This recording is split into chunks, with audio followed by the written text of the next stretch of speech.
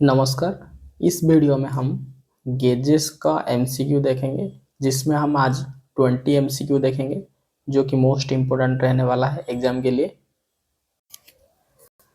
देखिए, अगर आप हमारा चैनल में पहली बार वीडियो देख रहे हैं तो हम बताना चाहेंगे, अगर आप कोई भी एग्जाम के लिए प्रिपेयर हो रहे हैं, चाहे एएलपी हो चाहे अदर कॉम्पिटिटिव एग्जाम हो, आप सिर्फ एमसीक्यू पढ़ के ना जाइए एग्जाम को। क्योंकि अगर एमसीक्यू पढ़ेंगे तो फिर आपको रटना पड़ेगा एमसीक्यू को। इसीलिए क्या करेंगे, एग्जाम्पल देंगे।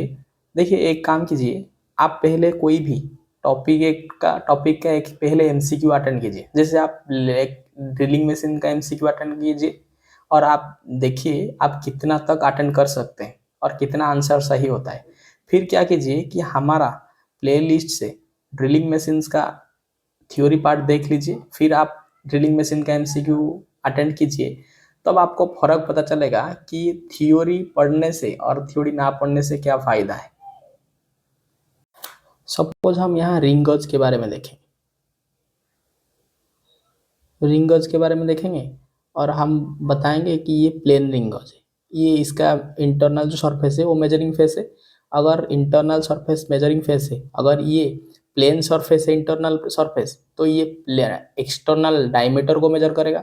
अगर इंटरनल सरफेस थ्रेडेड है तो फिर आउट एक्सटर्नल थ्रेडेड को मेजर करेगा। और इंटरनल सरफेस अगर टैपर है तो फिर ये एक्सटर्नल टैपर को मेजर करेगा। अगर आप कोई भी टॉपिक का थ्योरी पार्ट पढ़ते हैं तो फिर आपको कुछ कॉन्सेप्ट और कुछ फिगर आपका दिमाग में रहेगा, जिसके वजह से अब अगर आप उसी टॉपिक का एमसीक्यू लगाएंगे तो फिर आपको जो एमसीक्यू है उसको उसको समझने के लिए मिलेगा। और अगर आप एएलपी के लिए प्रिपेयर कर रहे हैं और आप कंप्लीट फिटर ट्रेड थ्योरी चाहते हैं फ्री में, तो फिर आप हमारा प्लेलिस्ट चेक कर सकते हैं। हमने कंप्लीट ट्रेड थ्योरी को कवर किया है फिटर ट्रेड का, जिसमें हम क्या कवर किए हैं अभी देखिए। देखिए, अभी तक ये सारा टॉपिक हमने कवर कर चुके हैं। मार्किंग टूल पहले कवर किए थे, जिसमें हम स्क्राइबर कवर किए थे। स्क्राइबर, डिवाइडर, पंच, जेनी कैलिपर, वर्नियर हाइट गज, angle plate, V block, surface plate, marking media, ये मार्किंग टेबल कवर किए थे। उसके बाद कटिंग टूल में देखे थे hacksaw frame blade, file, चिजेल, hammer. उसके बाद प्रिसीजन इंस्ट्रूमेंट देखे थे, ये सारी प्रिसीजन इंस्ट्रूमेंट देखे थे, चाहे vernier calliper, dial calliper, digital calliper, outside micrometer, inside micrometer, depth micrometer, vernier depth bevel protractor, steel rule. उसके बाद देखे थे स्क्रू थ्रेड एलिमेंट, जिसमें टैप और डाई के बारे में देखे थे। ऑल गेजेस के बारे में देखे थे, जिसमें हम आज जो एमसीक्यू लगाएंगे इसी टॉपिक के एमसीक्यू लगाएंगे, ऑल गेजेस, जिसमें हम देखे थे रिंग गज के बारे में, प्लेन रिंग गज, थ्रेडेड रिंग गज, टैप रिंग गज, प्लग गज के बारे में देखे थे। एक थ्रेडेड प्लग गज, प्लेन प्लग गज, टैपर प्लग गज। उसके बाद देखे थे ड्रिल गज, स्टैंडर्ड वेयर गज के बारे में देखे थे। सारी गेजेस के बारे में इस टॉपिक्स में हम देख लिए थे, जिसका हम आज एमसीक्यू लगाएंगे। उसके बाद reamer, counter singing, counter boring के बारे में देखे थे। ऑल टाइप ऑफ भाइस के बारे में देखे थे। ये तीनों मशीन के बारे में देखे थे, drilling machine, grinding machine, lathe machine, आप चाहे तो देख सकते हैं। मेटल हीट ट्रीटमेंट देखे थे, लिमिट फिट टॉलरेंस देखे थे, जो बहुत ही इंपॉर्टेंट चैप्टर है। उसके बाद देखे थे स्लीप और साइन बर्थ के बारे में, जो कि आज हम इस मिला के वीडियो देखेंगे, इसका भी एमसीक्यू देखेंगे आज। सोल्डरिंग, रिवेटिंग देखे थे, लैपिंग, हॉनिंग देखे थे। हमने ये सारी टॉपिक को ऑलरेडी कवर कर चुके हैं। अगर आप चाहते हैं तो फिर आप हमारा प्लेलिस्ट विजिट कर सकते हैं। देखिए, अगर आप हमारा थियोरी लेक्चर के साथ सारी एमसीक्यू लगा देंगे, जो कि हम एएलपी के लिए एमसीक्यू सीरीज चला रहे हैं, तो फिर आप 45 या 50, 45 प्लस स्कोर आराम से सिक्योर करें। हम 45 मिनिमम की बात कर रहे हैं, ठीक है। तो आज हम ये ऑल टाइप ऑफ गेजेस के एमसीक्यू देखेंगे और स्लीप गज, साइन बार का कुछ एमसीक्यू देखेंगे, ठीक है। तो चलिए देखेंगे। अगर आप पहली बार हमारे वीडियो देख रहे हैं तो फिर आप पहले को अटेंड कीजिए क्वेश्चन को, कितना अटेंड कर पा रहे हैं, कितना समझ में आ रहा है। फिर क्या कीजिए ना, हमारा प्लेलिस्ट जाके गेज चैप्टर है उसको पहले थ्योरी पोर्शन कवर कीजिए, फिर आके दोबारा ये एमसीक्यू को ट्राई कीजिए। आपको फर्क पता चलेगा कि आप क्या क्या फायदा हुआ थ्योरी लेक्चर देख के, ठीक है। तो अभी देखेंगे पहला क्वेश्चन हमारा। पहला क्वेश्चन दिया है कि ए plug gauge which has its go and no go on size on same end known as। Question पूछा है ए प्लग गज है जिसका go end no go end same side है, उसको क्या बोलेंगे? हमारा जो आंसर होगा ये प्रोग्रेसिव प्लग गज होगा, क्योंकि प्लग गज एक ऐसा गेज है जो कि इंटरनल सरफेस को मेजरमेंट करता है और इंटरनल सिलेंड्रिकल सरफेस को। प्रोग्रेसिव प्लग गज क्या है ना, ये गो और नो गो ये सेम एंड में होता है, ठीक है। ये गो है और ये नो गो है, ये सेम एंड में होता है, इसलिए इसको बोलते हैं प्रोग्रेसिव प्लग गज। तो हमारा आंसर होगा ऑप्शन सी प्रोग्रेसिव प्लग गज। नेक्स्ट क्वेश्चन देखेंगे। नेक्स्ट क्वेश्चन दिया है ए प्लेन रिंग गज इज यूज फॉर चेकिंग। देखिए जो गेज है वो चेकिंग ही करता है, और जो प्लेन रिंग गज है ये क्या चेक करता है?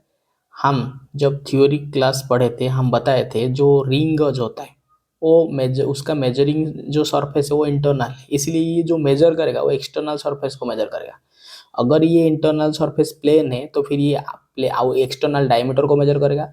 अगर ये इसका इंटरनल सरफेस थ्रेडेड है तो फिर ये एक्सटर्नल थ्रेडेड को मेजर करेगा। अगर इसका इंटरनल सरफेस टैपर है तो फिर ये एक्सटर्नल टैपर को मेजर करेगा। इसमें घुमा फिरा के 3 क्वेश्चन नॉर्मली बन सकता है, ठीक है। तो ये यहाँ दिया है प्लेन रिंग गज जिसका इंटरनल सरफेस प्लेन है वो मेजर करेगा एक्सटर्नल डायमीटर को। तो हमारा आंसर होगा ऑप्शन बी होगा हमारा answer, external diameter of A cylindrical surface, क्योंकि रिंग गज हो प्लग गज हो ये सिलेंड्रिकल सरफेस को मेजर करता है। एक्सटर्नल सिलेंड्रिकल सरफेस को रिंग गज मेजर करता है और इंटरनल सिलेंड्रिकल सरफेस को प्लग गज मेजर करता है। तो हमारा आंसर होगा external diameter of A cylindrical part. Next question देखेंगे। नेक्स्ट क्वेश्चन दिया है टैपर प्लग गज is use for checking. Tapper plug गज जो है वो क्यों यूज किया जाता है? देखिए प्लग गज जो है वो यूज किया जाता है एक्सटर्नल सरफेस सिलेंड्रिकल सरफेस को मेजर करने के लिए। अगर वो प्लेन प्लग गज होगा तो फिर एक्सटर्नल डायमीटर को मेजर करेगा। जो प्लग गज होता है वो इंटरनल सरफेस को मेजर करता है। अगर प्लेन प्लग गज होगा तो इंटरनल डायमीटर को मेजर करेगा। अगर थ्रेडेड प्लग हो जाएगा तो इंटरनल थ्रेडेड को मेजर करेगा। उसी तरह टैपर प्लग गज होगा तो इंटरनल टैपर को मेजर करेगा। तो ये क्या करेगा? इसका आंसर होगा ये टैपर होल को मेजर करेगा। टैपर होल भी तो इंटरनल टैपर है ना, टैपर होल मतलब एक होल इंटरनल टैपर है। तो इन टैपर प्लग गज क्या करेगा? टैपर होल को मेजर करेगा। नेक्स्ट क्वेश्चन देखें। नेक्स्ट क्वेश्चन दिया है गेज आर मेड ऑफ।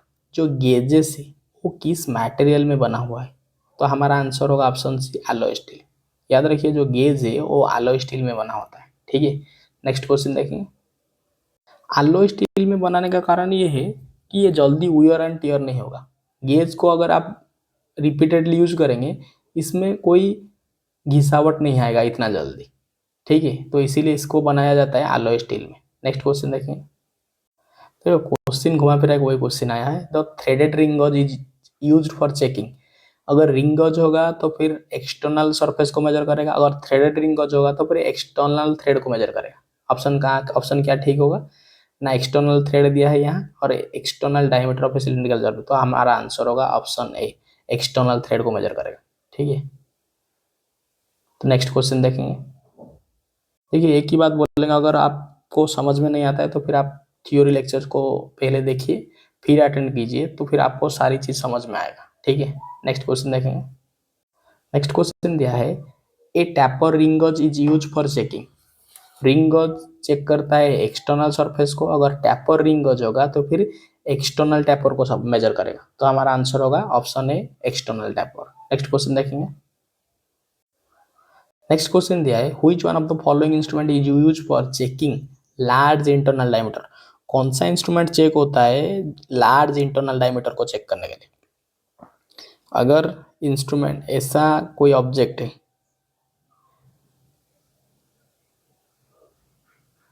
अगर इतना इंटरनल सरफेस है, इसको अगर चेक करना है तो फिर हम क्या करेंगे?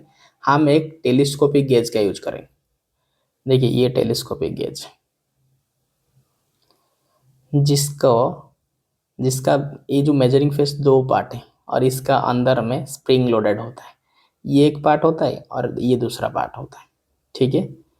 और इसका बीच में स्प्रिंग लोडेड है, मतलब ये इस तरह मूवमेंट करेगा, ये दोनों को पुश कर सकते हो, पुल कर सकते हो। अगर इधर से रोटेट करेंगे तो फिर ये एक्सपांड करेगा, ठीक है। इसको बोलते हैं टेलीस्कोपिक गेज, और ये यूज होता है लार्ज इंटरनल डायमीटर को मेजर करने के लिए, ठीक है। तो हमारा आंसर होगा option B, telescopic gauge. Next question देखेंगे।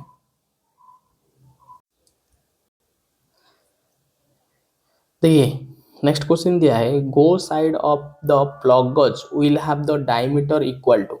देखिए प्लग गज का दो साइड होता है, ये प्लग गेज है, इसका दो साइड होता है, ये गो साइड है और ये नो गो साइड है, ठीक है।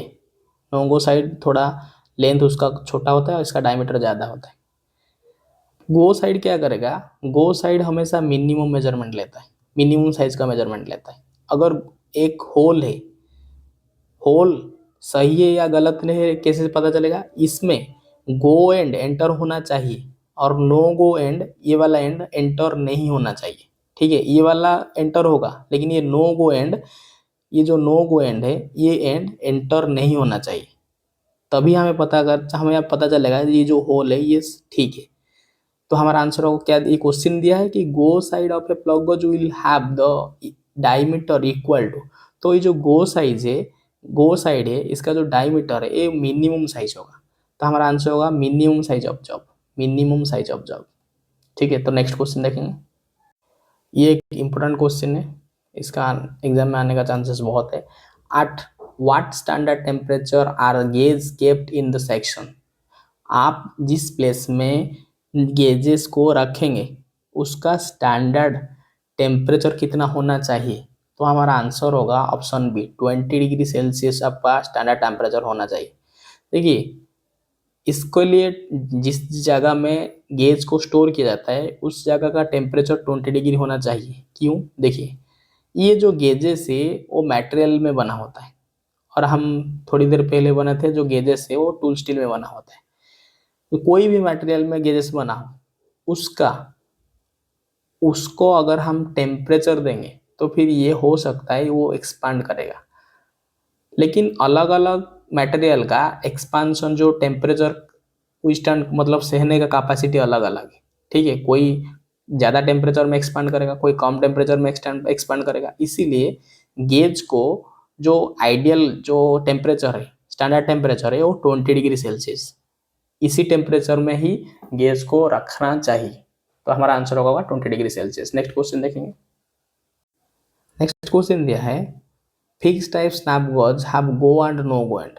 देखिए फिक्स टाइप जो स्नैप गेज होता है इसका जो गो एंड और नो गो एंड है वो पूछा है सेम साइड होता है या अपोजिट साइड होता है या सेपरेटली होता है।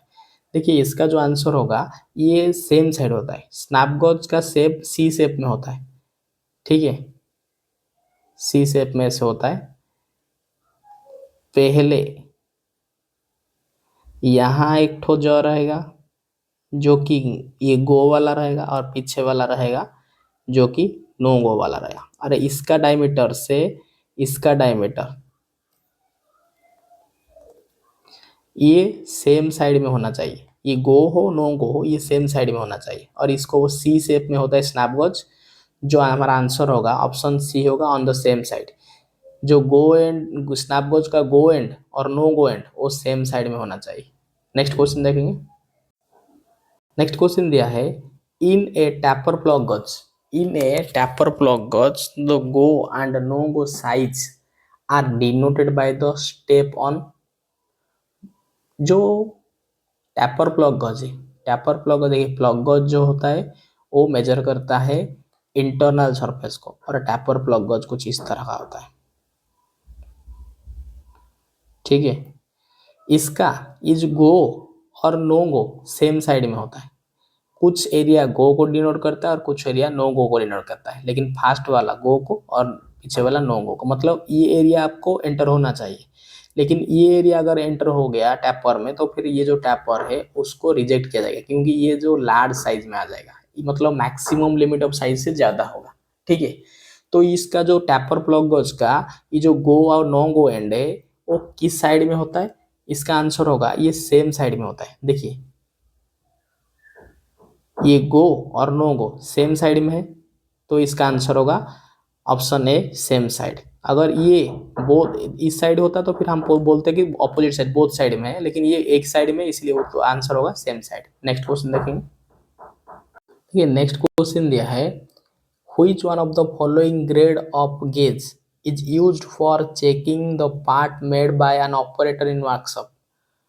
कौन सा ग्रेड ऑफ गेज, कौन सा ग्रेड ऑफ गेज यूज होता है वर्कशॉप में? तो हमारा आंसर होगा वर्कशॉप गेज यूज होता है वर्कशॉप में।